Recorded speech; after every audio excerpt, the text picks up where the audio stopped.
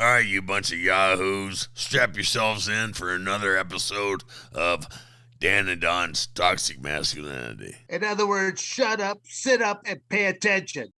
Here we go, and welcome back to another episode of Toxic Masculinity, where we are here to entertain, offend, and defend anybody and everybody that we decide to. We're willing to offer up our political satire approach to views both domestically and abroad. We're just a couple of crotchety old farts that have a bad habit of speaking the truth, but won't let a few facts get in the way of a good old story. We believe in America and Americans, and if this isn't for you, well, then I suggest you change the channel. We still believe in freedom of speech and will rub your face into the cow pie of reality. We will make you scratch your head or scratch your ass, hopefully not at the same time. Without further ado, my cohort in crime, none other than the man of men, Don the Predator Fry, and I, his trusty sidekick, Dan to be Severn. And we're probably without Quinn here this evening. Nope, she's right there. Oh, okay. Well, Quinn, she'll make her cameo a little bit later here. Yeah. And really, we've got someone that really should not require any real introduction. He basically shattered Don Fry's knockout record of 8 seconds by taking out his opponent in 5 seconds in the UFC when he knocked out Ben Askren in a match that if you bent over to pick up your drink, you missed the whole fight. We got Jorge Masvidal joining us this evening. So Jorge, we appreciate having you on here this evening. Thank you, my brothers, man. Huge fan of both of you guys. I was watching UFC since like the first one. When UFC was actually like a gift to me. I always stopped because it came out on my birthday, November 12th. I was 9 years old when the UFC first came out, but I didn't find the UFC myself till I was like 11, 12. I'm sure you guys remember they used to have those illegal like cable boxes where you could get like anything. They were small and black. So a friend of mine had that, and I just remember like watching the fights and seeing you guys compete, bare knuckle, everything goes. I was like, what in the hell is this? I had already known about boxing since I was like 7, 8 years old. I was a big boxing fan. It was like the only sport that I watched. I never watched like football, basketball, any other sport but boxing until the UFC came. So it's always awesome to talk to like real pioneers, real OGs of the game. You guys did 3-4 nights. 4 fights in one night. Bare knuckle, everything go. It's a different ball game, man. So well, that's why I always say that our youth today, and again, I'm not talking about really young people are so forgetful in America. I mean, if you want to really appreciate the United States, just go to a few other foreign countries. Spend a couple weeks there, and you'll have a much greater appreciation of what the United States really stands for and represents. And I'm not trying to get into the political sense. It might make you a little bit more matter about the current state of affairs of how the country is. So, I'm all for the politics. So whatever way you want to take this conversation, man, we can go on for hours about what they're doing in our beautiful country. I think just like you said, the greatest country in the world. My parents escaped communism. My dad at 15 years old. Him and his best friend, they found the tire tractor and they got two of them together. They made a raft and they hit the high seas. They got to the Bahamas 7 days later. And from there, he got extradited to America and he began his journey, So I'm very familiar with like what we don't want our country to be like. And that's socialism, communism, anything of that nature, So I know that without a doubt in my mind, this is the greatest country in the world. Okay, all right, let's keep on that subject for a moment there. Most Americans they don't know how to appreciate the things that we have. They take for granted the fact that you could go over to a wall and flip a switch and there's electricity. You could go to your kitchen and turn on a faucet and there's running water in your kitchen, inside your home. I've been to places, there's still places even in Arizona that you could go to that are really sad of how people are living, where they have to go to a well water and that they don't have running water. They have outhouses and things of that nature. Well, again, I'm not trying to speak too highly because I still remember going to my grandparents' home. The only running water that they had in their home was they had a mud room, and inside the mudroom is just when you first come off the farm, you're taking off all your big muddy boots, your coats, stuff like that, hanging them in there because you're not going to track it into grandma's house in the process. And the only run of water was a hand pump that was inside the mudroom. And it's like, so there was no hot water heater. There was a potbelly stove that they would heat up kettles of water, stuff like that onto. So, I mean, I remember seeing this as a youngster going to my grandparents' home. So again, it's not that far removed. So I'm really big about still trying to 100 years remember. ago. Well, yeah, Jorge, I have to. Don likes to keep throwing me underneath the bus, but that's okay. That's what I'm here for, But You are a speed bump. Americans, they're just too quick to forget, and because we have it so easy compared to so many other countries, we kind of like lay back and just keep letting it go, keep letting it slide. We don't hold people accountable for their actions or for, again, politicians, for what they say. You said you're going to do all these wonderful things. What have you done? Nothing. To me, it's like going, be held accountable for what you promise and what you deliver. Because that's what politicians do. They're like the sleaziest of the car salesmen. There is some good politicians out there, but I think something that, and I've heard Trump talk about it a lot. I wish it could happen is maybe they could start putting like terms on how long you could hold a position. Like, like put a guy like Joe Biden, as incompetent as he is, he's been in there forever, 40 something plus years. Yeah. Well, yeah, Nancy Pelosi. you could go down the list right there. Nancy Pelosi has been there. Nancy Pelosi, I think, has been in there since they invented paper. So yeah, great. Career politicians. It's kind of like if a president is only allowed, I think, a max of 2 terms. I mean, I look at other people; they should be the same way. Just go in, serve your purpose for a couple of terms, move on. Let the young people who actually are still. Say again?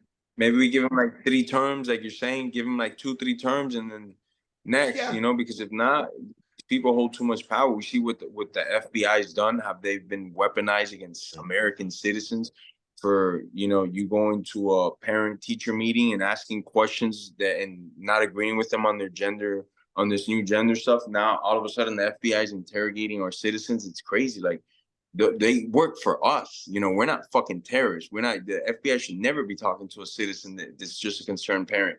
So it's the country's taking it's all started from Corona, but ever since then, it's taken a fast forward into like a weird place in time so fast. Like right around Corona it started, and then it warp speeded us into where we're at now. It's nuts. Okay. Well, I'll switch gears out here right now. Go back to, again. You said your first was your first love was actually watching boxing, and then did you pursue boxing in the beginning then yourself, or? Oh, I mean, I would pursue it like in the living room, start messing around. Since a kid, my dad would always remind me that when I was like around 3 years old, I discovered like those kung fu movies and stuff like that, and that's where my first love for like combat began, as my dad recalls it. He says I was incredibly hyper, ADHD, and you couldn't get me to sit for a second. But if there was kung fu movies on, and when they would come on Saturdays and have these marathons, my dad says I wouldn't move. It could be 3 hours. I'm just eating and watching these things, So combat always was something that spoke to my soul, to my heart. It just always captivated me. So at a family party, I'm like, I could kind of vaguely remember the party. 7 or 8 years old, and there's these 2 guys like fighting in the ring, and they got like big gloves on, they got shorts, and I'm like, what in this ain't kung fu? What the hell is this? No, this is called boxing. Oh, okay, cool. And now I'm watching these guys beat the crap out of each other. I'm like, this is the coolest thing in the effing world, man. Where the hell has this been, And I would try to watch the boxing fights, try to remember like names and stuff. And as I kept getting older, I was like a vacuum cleaner for any knowledge in boxing. I knew, like for a young kid, I knew like a lot. I read a lot that I could on boxing. I tried to watch like whatever film I could get. And then eventually the UFC came out, and I discovered, and I was like 11, 12. I would say, and then I was just hooked, man. I was like, what the fuck is this? I was at every Blockbuster. Tell Dean that I'm doing a podcast. I was at every Blockbuster that I could possibly be at to get my hands on a freaking UFC DVD. I mean, not DVD, the VHS cassettes. Yep. I'd go to the different freaking the different stores just so like I find like a different UFC, you know. So I was diehard UFC since I saw it. It was the only sport I ingested, you know. Yeah, okay. The funny part, when you had to go to that Blockbuster to find those UFC videos, I go. The funny part is, it was always over there by the adult section. It was always by the porn. I don't know why that was, but I've been to several different Blockbusters, and they always had all these fighting tape things were always by the porn. I'm thinking, well, this is kind of weird. I mean, I don't want to be looking like I've got my trench coat on over here trying to get up my UFC tapes or something like this, because that was the only way that you could actually find out anything, was to watch these old tapes. The younger people aren't going to understand it because they're like going, you mean it That was wasn't just streaming? No, because they all yeah. think they're No. streaming nowadays. You had to go to like this brick and mortar type store and freaking wait in line and get your tape, and then hopefully it was there because I only had like 2-3 copies of it, you know. So I mean, I would drive my bike. I remember since I was like 13 years old, and I would do whatever it would take to get these UFCs, you know. No, I still remember my first time that a friend of mine, because the UFC pay-per-views were not prevalent at the time. You had to live in a major city to actually watch a pay-per-view, because the pay-per-views at the time were being shown at local movie theaters. Gosh. Oh, yeah. Wow. At movie theaters, they'd actually be playing the pay-per-view. So you had to be and living in and around a major city. I lived out in little Coldwater, Michigan.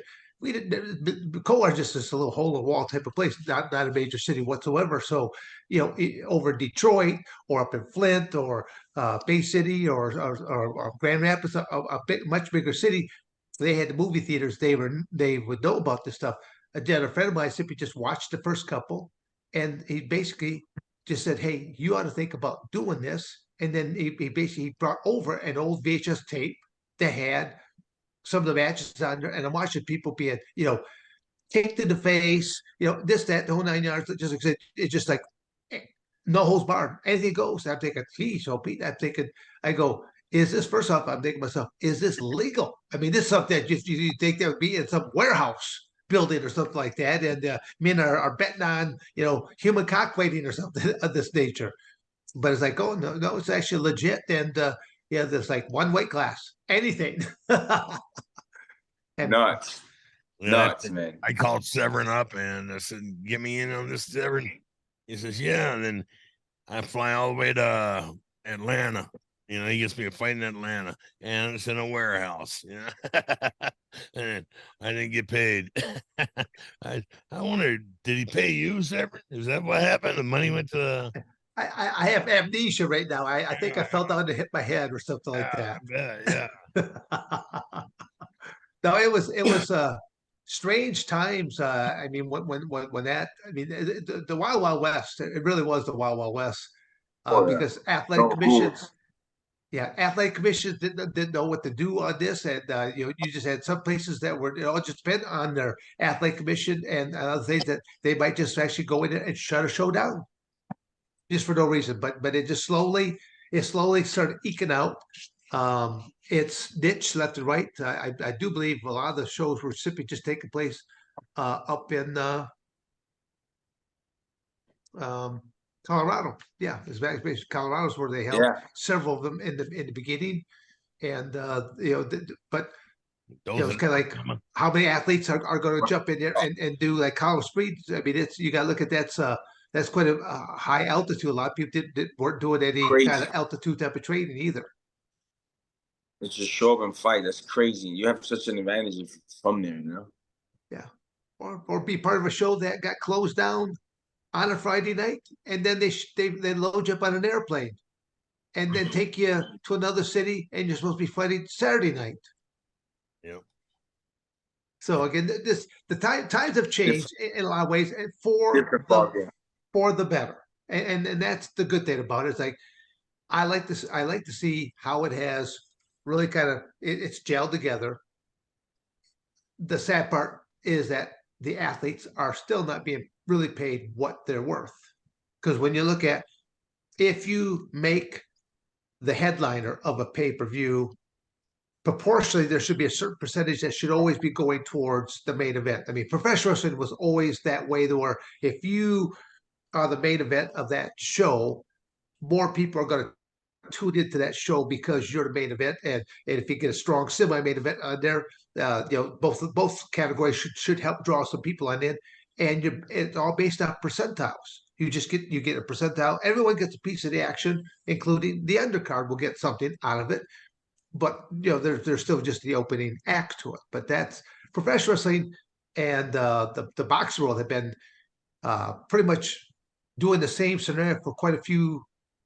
I mean, well, for quite a few decades. Now knowing that you now have WWE, UFC now underneath the same roof.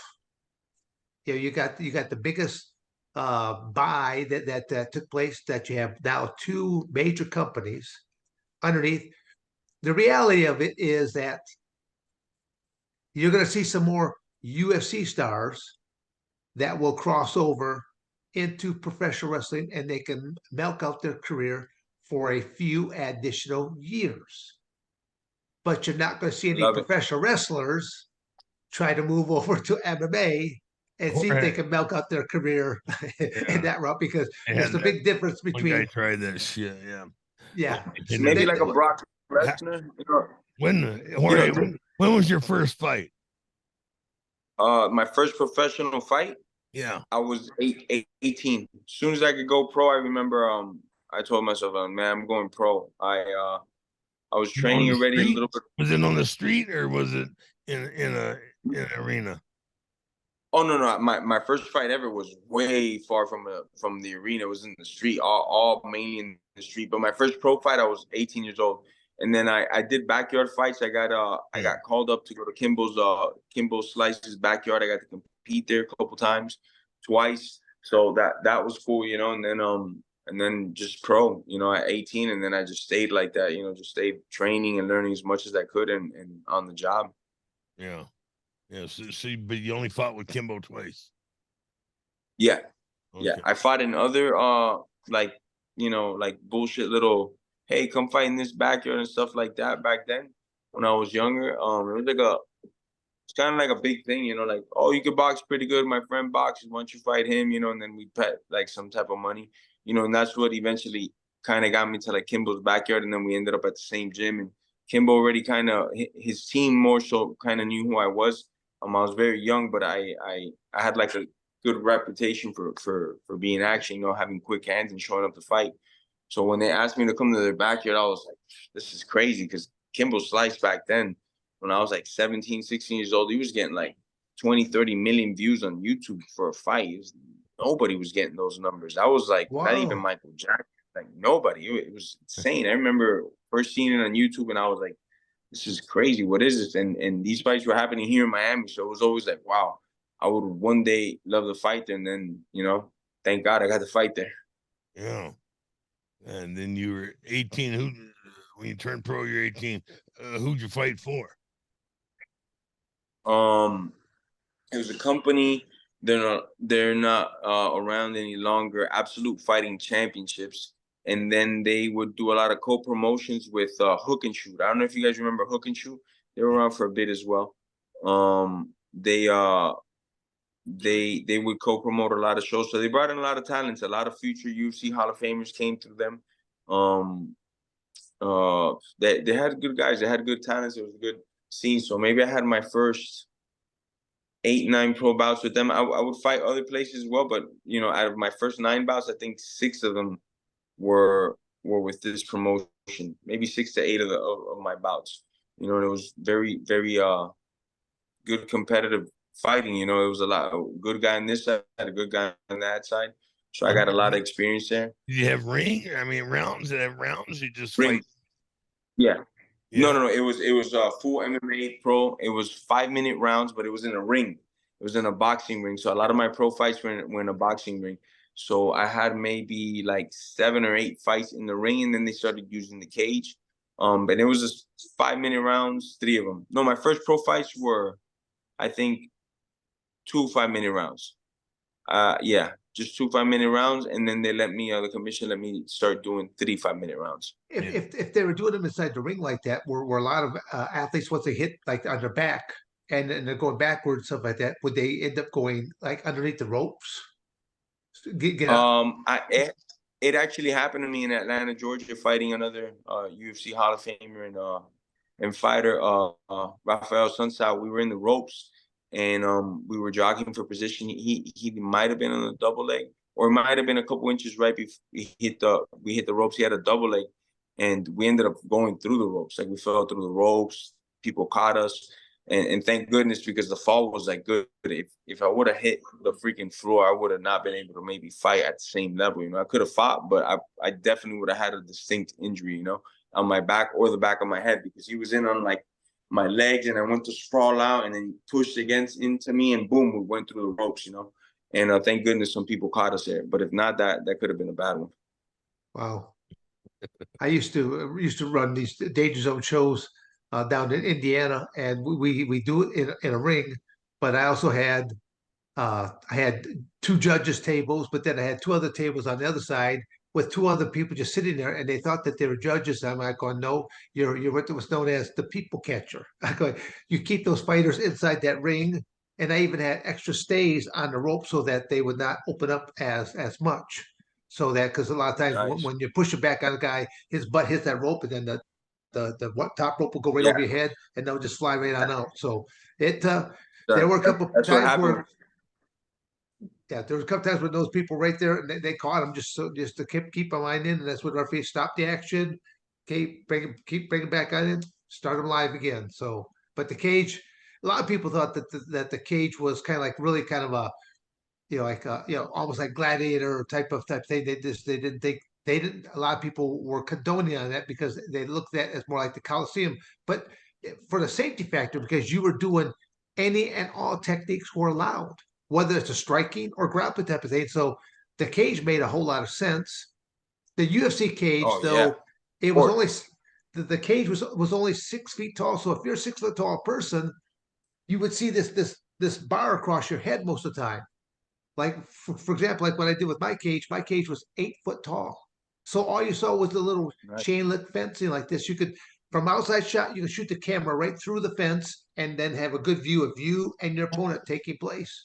And then you'd have a crow's nest up above it to where, again, that cameraman is not in the view of the viewers who are paying to watch the show on top of that. So again, it was just stuff I did with the danger zone, How many decades ago. How many fights did you have before you got in the UFC though? 20 something. I 20 don't remember exactly. Yeah, I had like 22 fights, something like that. I by the time I fought for Shark Fights, I already had like 16 fights, 17 fights. I had fought in Japan already. I had fought in Who'd you Russia. fight for in Japan? In Japan. So after Pride broke up, I'm sure you remember Pride. They made two different branches. They made Sengoku and Dreams. I fought for Sengoku, so I got to compete for them 4 times. I fought for Dream a couple of times. Thanks. Yeah, I remember. You're definitely in Pride. I remember those. And those were wild. And then yeah. Show yeah. I wanted to get into. My dream was to get into Dream. As corny as that sounds, because it was just like the best for my weight class at 155. They had like the best division in the world for a good period of time, for like 2-3 years. And it just so happened that the team that I was at, American Top Team, was sending 2 individuals from American Top Team to the tournament already, so they couldn't send anymore.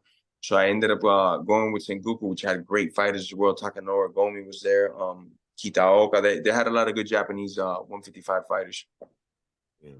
Who was who's the owner of American Top Team that was actually financing most of that? All of that. Only one guy that ever financed the whole damn thing from start to bottom, still does to this day. Our general, a great guy, and he's also got a great name. His name is Dan Lambert. Dan Lambert. There you go. Yeah.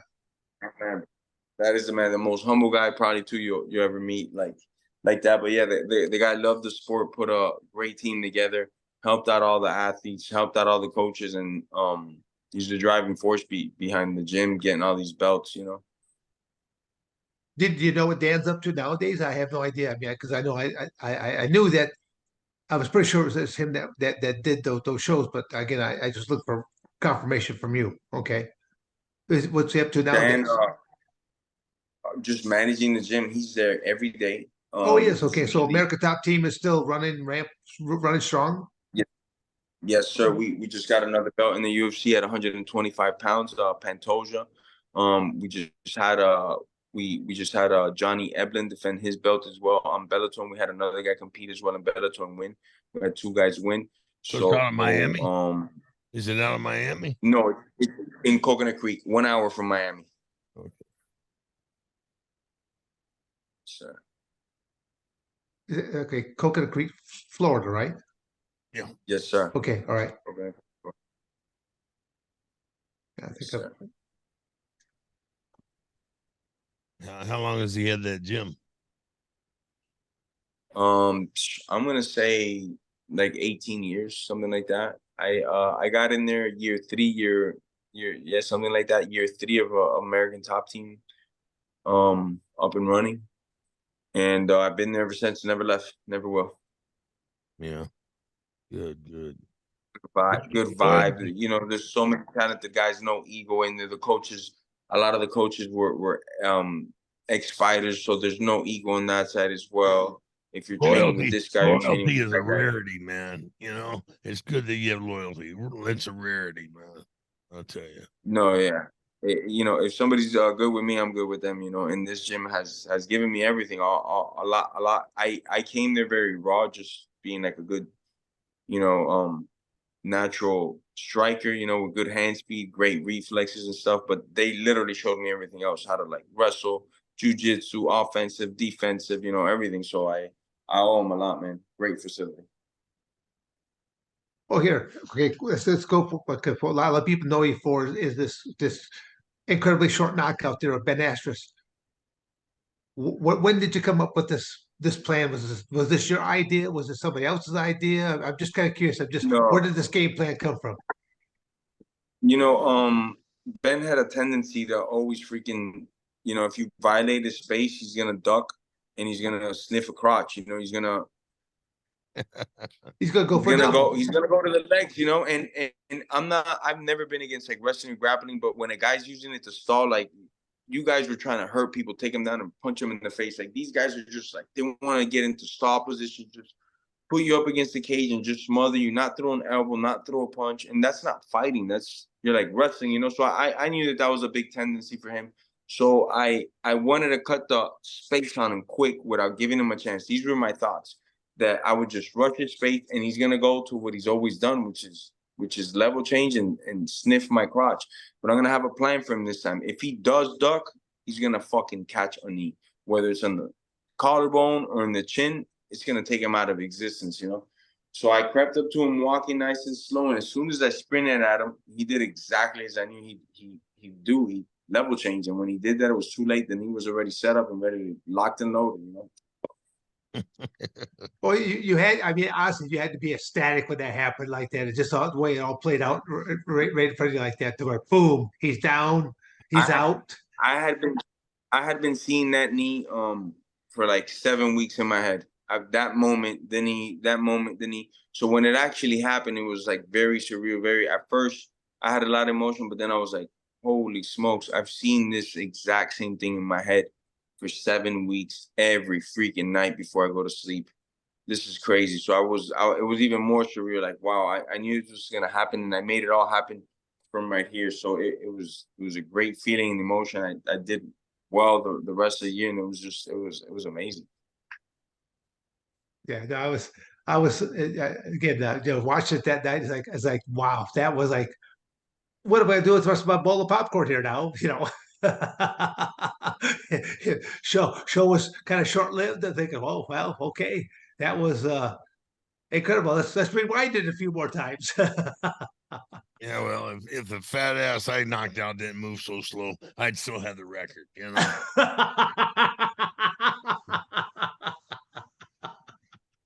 Good company right now. And he had it since back then. He's had that record forever, man. 8 seconds. Yeah, about time somebody. How would you guys, after you guys would finish the tournament, how were your hands? Just fucking, you couldn't even pick up a cup of water or bed or something, huh? Just be Kind of wrecked. sore, yeah. You just want to grab a beer. You had to hold a beer with both hands, you know. I bet, man, that, it's, with trained guys that know how to fight, you're going in there bare knuckle, and you guys will do 3 fights in the night, 4 fights in the night. And then, like you said, I don't know, 2-3 weeks later, you're down in Brazil fucking fighting the baddest guy over there, not knowing shit, no tape studying, nothing. It's just a different game, man. It's crazy, man. Different game. Well, the internet has improved a great deal, and again, it's for the better. I mean, you got to look at that. The athletes can look up almost anybody; they can find some type of footage somewhere, and that's good. So, I'm just glad to see that the sport continues to move forward. I'm glad to see the athletes are making better paydays. Is it really what they should be being paid? No, but they're at least We moving got in to the right keep driving direction. for.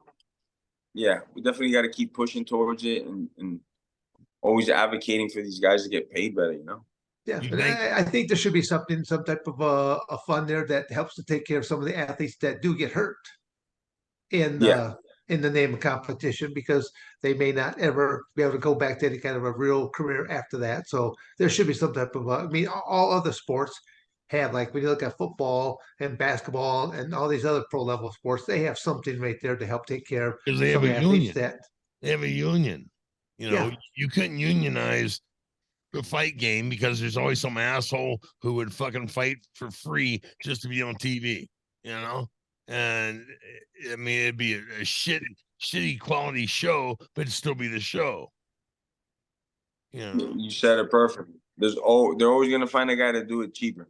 right. It's not, not that's why the lockouts and stuff, and MMA fighters, I think, more than any team, especially because the way that we grow up practicing our craft, we're very individual creatures, You're not really gonna peer pressure like a lot of times a fighter either to like doing something. So it's like it's hard, I think, to get us all in one room, one voice speaking for us, unionized like that. It'll be tough with the fighters, I think, to do that. If they yeah. could do that, then sky's the limit. If you had like a union or something of And that then you nature. start getting the pay, but Yeah, I think it will eventually happen. It's not going to happen right away by any means, but it will eventually happen. It's But just the inevitability of it all. but but like Don said, you could have 50 of the top guys right now sit out, right? Okay, cool. In like 8 months to 2 years, a lot of those guys might have been forgotten because the UFC is gonna pump a new guy that's gonna do it for Oh, cheaper, that's hungrier, that's meaner, that doesn't even know, like, oh, they'd you're have gonna an give me interim. five They would thousand have an dollars, interim belt. That's what they interim belts for. and then what? These guys' careers that are sitting on the sidelines, and they're like, they're watching these guys compete, and their window of competition is getting shorter. It's like a tough play. You would also have to like incentivize these big names for sitting out. Which I really don't see it happening that way with the UFC. I think the UFC, as they keep getting bigger, I think they're just gonna hook up the fighters more. Especially if they get together, I think they're gonna just increase that pay. Hopefully, very natural and organic, and it doesn't have to come to all that. Well, how are you paying? You got Gamebred, right? How are you paying the Yes, boys? sir. We pay him good because it's bare knuckle, So we pay a little bit more than maybe a lot of these promotions out there. Even the number 2 promotion, Bellator. We pay pretty good. The pays are gonna come out now for what Verdum and JDS made, and they made good checks, to throw down bare knuckle. But obviously, we're talking about creme de la creme. Both of them are ex-UFC heavyweight champions, So we gotta make sure we take care of those guys. But in general, even a guy that would be fighting for like 500 and 500 with gloves, we considerably boost their pay up to do the same thing for us, but bare knuckle, So we try to take care of the guys, obviously insurance, all that stuff. We got for the guys, and as the show keeps getting bigger, we keep getting more sponsors, we keep getting more money in. I'm a fighter first before anything, before a promoter, before all that stuff. So I definitely want to get the fighters to where everybody on my card is like, yes, this was an experience. It wasn't just a fight, but it was a good experience. Great team, took care of them all. No favoritism to any of the fighters, treat them all equally great, and get them paid as much as I can, because shit, nobody knows that life better than us, right? Yeah. So I want to take care of you guys. Good. You ever have problems with the management, fighters managers and things like that? No, for the most part, the managing side and most of the managers that I deal with are very high professional, and it's been amazing. I run into like problems like we had our main event getting a car crash 8 days before his fight. So now we're scrambling in those 8 days to get a main event. I had a guy get like either the flu or corona like the day of weigh-ins. He got sick as a dog, and then the doctor's like, this guy can't fight, and I was like, man, this is crazy. So we're scrambling to get the day of.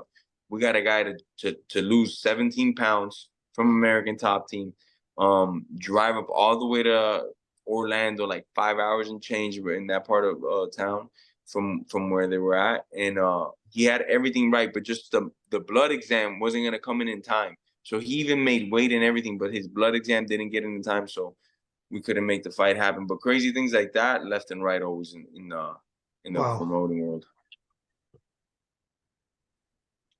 Luckily, I know so many fighters that somebody gets hurt or something. It's like several gyms I could call within seconds. All down in around the Miami area, or are they within the state of Florida? You name it. You name it. In the state of Florida, American Top Team obviously is one of the biggest gyms that we have in South Florida, and one of the most talent-filled gyms in the world. So definitely, I usually go to American Top Team, but a lot of those guys are also signed to bigger promotions like the UFC or something like that. But you name it, any gym in the country, in the world, I have access to. Nice. What are some of your social medias? I mean, if people want to follow you, if or want to get in contact with you, what are some of your social medias that we can share with people that are viewing this? Gamebred Fighter on Instagram, and Gamebred Bare Knuckle for the fight pages. Gamebred Bare Knuckle on Instagram as well, or on Facebook. And then that's it right there. Show me some love. Yeah, no, again, that's where it's all about trying to, to bring you to different people to help expand your career to other things. I mean, there's always going to be people that are looking for play-by-play, color announcers, and things of that nature, because you always have to look at like Don was saying before, most people's career, it's very short. And then you have to move on to something different. So, yeah. I got lucky. I got to do my favorite thing in the world, the funnest activity that I ever took a part of. I got to do it for 20 years. So to me, MMA has given me, I mean, everything I have. Literally, I could say, my two parents are immigrants. We didn't have shit growing up. I didn't have anything, man. I mean, I remember, numerous times just fucking skipping meals throughout the week, just constant. That was a constant thing. And this is the greatest country in the world. Like I said, man, we didn't have anything growing up, and now where I'm at, I couldn't do this in other parts of the world. They'd be taking 70% of my check. It's fucking crazy. This is the greatest country in the world. So I definitely want to get that out there again. America, Trump 2024. Well, I mean, are your parents still alive? If you don't mind me asking, I hate to ask you that question. Yes, sir. Yes, okay. sir. My dad is alive and my mom's alive. Good. They're both huge patriots. They both love this country. They both know the sacrifices that they made to get here, but they would do it all over again. Sure. My whole life growing up, it was always like, this is the greatest country. Even if we were like dead broke, we were poor, my mom would always tell, my dad would always tell me, this is the best country in the world. And as you're a kid, you're like, yeah, whatever, fucking sure, mom. But as I started to get older and travel, I was like, insane, man. There's no comparison. Yeah. Yeah, but then also as you get older and you see the more and more of the changes that are occurring in the United States, they're not necessarily in a good direction. So no, we gotta win all three branches of government and stop this like socialism / communism that they've been trying to push from the left side. It's bad. A lot of these ideas that they're saying. They're trying to shut down gas-powered cars. Like, it's getting too communist. They're gonna by when? What? You're putting a deadline, an ultimatum on American citizens that we can't use cars. Why? But wait, China could use them. Russia could use them. They could frack as much as they want to. They could do whatever the hell they want to, but it's okay. But Americans, you're not gonna let us frack. You're gonna tax us more on gas, and now you're gonna make us get electric cars. Who the fuck could afford an $85,000 fucking car to begin with, like that? Like, you're just gonna make that standard for everybody. Who's gonna make the affordable car? Because I haven't seen no electrical affordable cars. Yeah, well, exactly. But then when you talk about, okay, the sheer fact that the United States is doing all this stuff about pollution control, that we're changing climate change, just all this kind of stuff. You know, if these other countries aren't doing anything, what is one little country going to do for the entire world of changing pollution and things of that nature? I mean, Canada is right next to the United States. There's the bridge. You can sit on.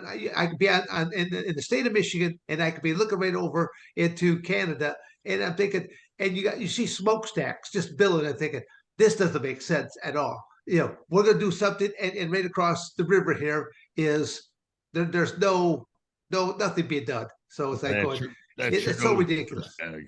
That Trudeau's a fucking douchebag, man. You know, I mean, what he did to the truckers was insane. You know, he took their bank accounts, took their fucking murdered their animals. You know, shit, murdered their dogs because they were having me on strike with them. You know? And that guy's a straight tyrant. He's a communist. You know. Yeah. I don't understand Canadian laws. I don't read up on them or anything like that. So I really don't know anything, nor do I care to, because I've always seen that they don't have a lot of our freedoms, like freedom of speech and things like that, you know. So you could get in trouble over there for saying stuff on like radio for certain political candidate and this and that. I'm like, man, that's not a place for me, man. I'm in the greatest place in the world, you know. People don't understand how important that freedom of speech is. No, they're taking away from us because they're saying it's offensive, you know. Fuck you people. It's offensive. You know, yeah, and then the next thing they're gonna want to do, once they start policing our words and how we talk, they're gonna want to police like your mind. You know, it's crazy. Where do you? Well, they did that to the stupid people already. Well, again, you got to look at artificial intelligence is on the rise. And that's a whole different topic whatsoever, because that's probably the thing that scares me the most, because artificial intelligence is way better than a human being, and it can outthink a human being. You know, it's definitely could be like good or bad, right? We could be opening Pandora's box into like virtually, you know, fucking Terminator. Yeah. You know, we could be fast forwarding to Terminator with these AIs. I mean, I've seen them playing ping pong against ping pong players, and these things are fucking insane. It's like a robot, and it's like boom, boom, boom, hitting the ball, and it was smoking like pro players. I was like, that is fucking scary how coordinated this thing is. You know? Nuts. They could already beat like some of the top chess players as well. Like the top human chess player could always beat the computer. I think just recently it happened that the world's best AI beat the world's best chess player ever. So we got to put brakes on these things. If it's up to me, we'll put the brakes on them hard right now. Yeah. Right now, put the brakes on them. The police have robots, you know. Shit. I mean, good for them, but then bad for us. No, but then the good thing is if they got robots, then we could buy robots too. Yeah. You know, that's the only thing. I'm gonna have a little army. I'm gonna have a couple robots now. Yeah, but then they thank you. They put you in a corner. Anybody watching, if you have access to the robots that we're talking about, send us a DM, man. We want discounts on these things. Oh, but even when you look at drones, you could be out having just a picnic with your family, and all of a sudden you got a drone that's over your head, invading your privacy or stuff like that. So again, you got to look at they got these drones. They got these drones that can see the year on the quarter a mile away. It's freaking nuts. I've seen them. They'll be a mile away and they're zoomed in on your face. It's nuts. It's insane. Yeah. It's violation of privacy for sure.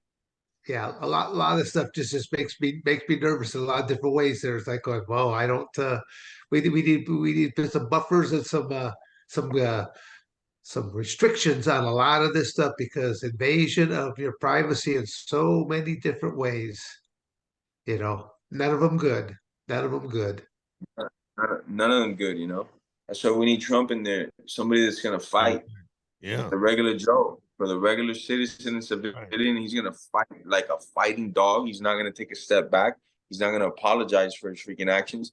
And he's a great leader, man. You know, Yeah. we need somebody like that. And he's not a politician. That since Trump first ran, I was very behind him because I would keep hearing one, he would always never be shy to tell us, but also it made a lot of sense to me that we need somebody that nobody was in his pockets. He was in all these guys' pockets. He was funding all these other politicians. He was coming in here with his own idea, his own thought, his own brand. He wasn't going to get bought out by nobody because he has all the money and he's a true businessman. That's why I love Trump from the start.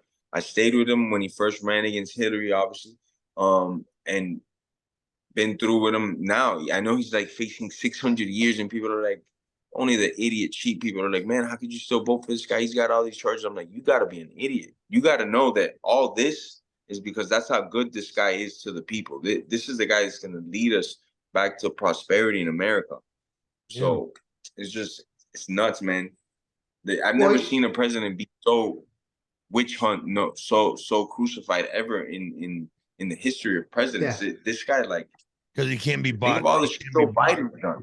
Yeah. Well, even while he's being attacked left and right, court case after court case is taking place, he's still killing it. He's still leading the country into prosperity in the whole 9 yards. I'm thinking, and he's still got to run his companies on top of all this because he didn't take no salary.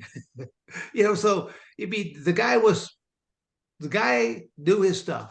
And what I did like was his very blunt and to the point candor, because there were no fluffy political type statements being said. He just, I think maybe that might have been a carryover from when he was on that show, The Apprentice. Was that the show? Was it where he was saying you're fired or something like that all the time? I mean, it was great because he was kind of like a heel professional wrestler at the time. Yeah, and he also did professional wrestling. It's the crazy story. But they try to use that against him. You still can't take away his great sense of business, and that's what this country needs is going forward. Is we need to get these politicians out, and we need more successful individuals that are patriots, that love this country, that love the Constitution, and come into politics and do it. Maybe it's not the sexiest job. Maybe you're not, that's not what you wanted to do in life, but after you've been successful already, and you should just do your duty to the country as your service. If you didn't go to war, then freaking come be a politician, be a great one at it. We need the youth definitely to get involved more in it, and make it attractive. Yep. Because like if not, we're gonna lose. Yeah. We're gonna lose in the long run. They've already infiltrated the schools. They've already infiltrated music. Artists and stuff. I mean, only like you only hear people like famous celebrities talking about how beautiful Cuba is and how awesome Cuba is. Yeah, that's because the government took you there. But how about try living there for a week? You'd never make it because there is no running water. There is no food. You got to walk towards a base, one of these set up bases from the government for maybe 2 days because the transportation is crap there. You have the little booklet that dictates how much stuff you can get. And it's going to say something like 2 eggs, a chicken breast, and a cup of rice, and you're gonna go to the food chow place, and you're gonna wait in the line for like 6 hours, and then when you get to the front of the line, they're gonna tell you, hey, guess what? Closed. There's no food. Go to the next town.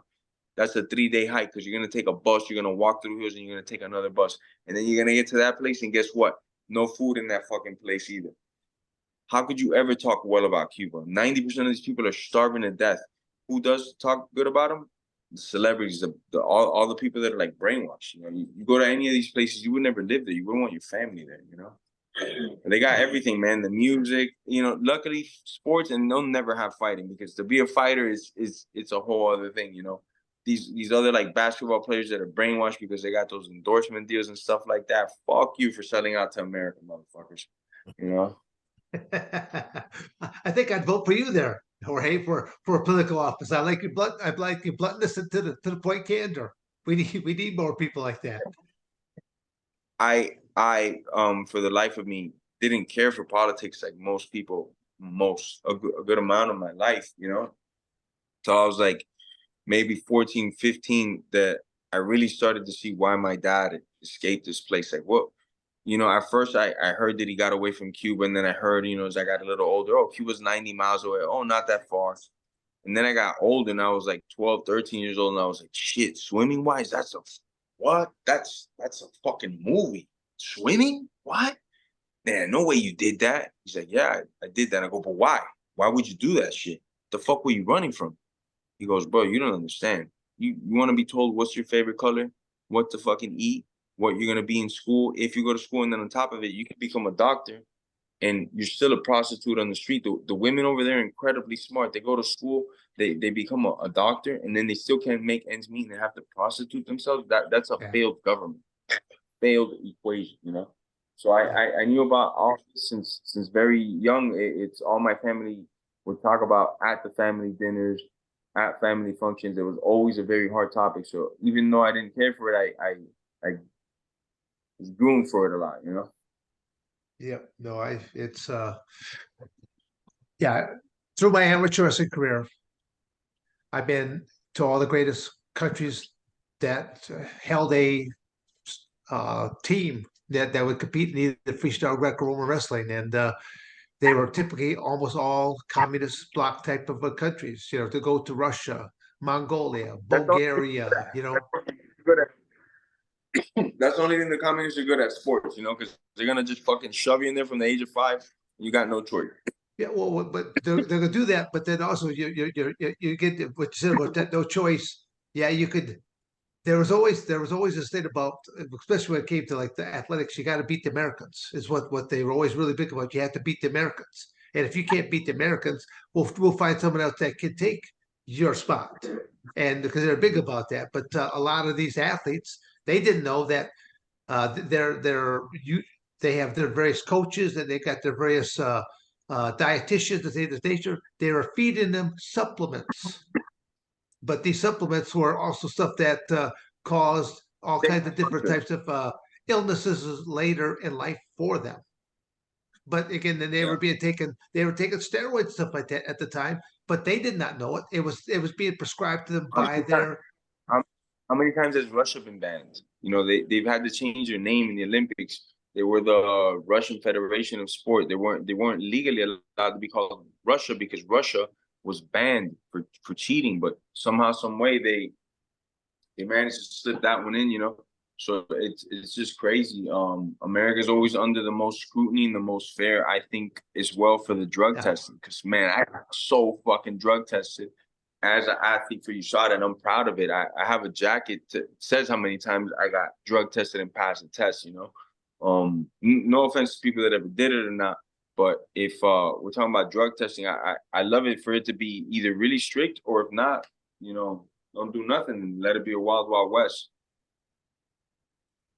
Well, I don't know. I don't want to. Don, you got any other questions? Because I know we've had you on there for about an hour there, Jorge. But it's kind of going. I know you might have to get back to doing your other job right there. But we really do appreciate having you on and be able to share some time there with us. Would like to be able to maybe touch base with you again, some you know, another 6 or 8 months down the road, just to see what you're up to next. Yeah. Maybe we could do a much quicker one, like a 5-10 minute one when I have a card coming up, and I'll just talk about the card with you guys. You know, I got some good fights coming up. You guys bring me in for like 5-10 minutes. Chop it up real quick. Boom. Yeah. Nope, we'd love to do that to help you out. Get some more eyes to your show there. So, well, Jorge Masvidal, appreciate having you on here this evening, and have yourself a fantastic rest of your evening. Thank you, both of you, man. Both of you legends. Thank you guys for all the entertainment, all the years of great freaking fights. Inspired me to go out there and be like, this is what I want to do for the rest of my life, Mom. I don't give a fuck what you say. Shoot. Okay, your social medias one last time, so people got one last chance. Your social media outlets. Gamebred Fighter on Instagram and Twitter. On Facebook, Jorge Masvidal, and on YouTube, Jorge Masvidal. Thank you, guys. Thank you. All right. Take care. Have a good evening. All right. Thank you for watching another episode of Dan and Don's Toxic Masculinity. You better like, subscribe, and share, or I'm going to come to your house.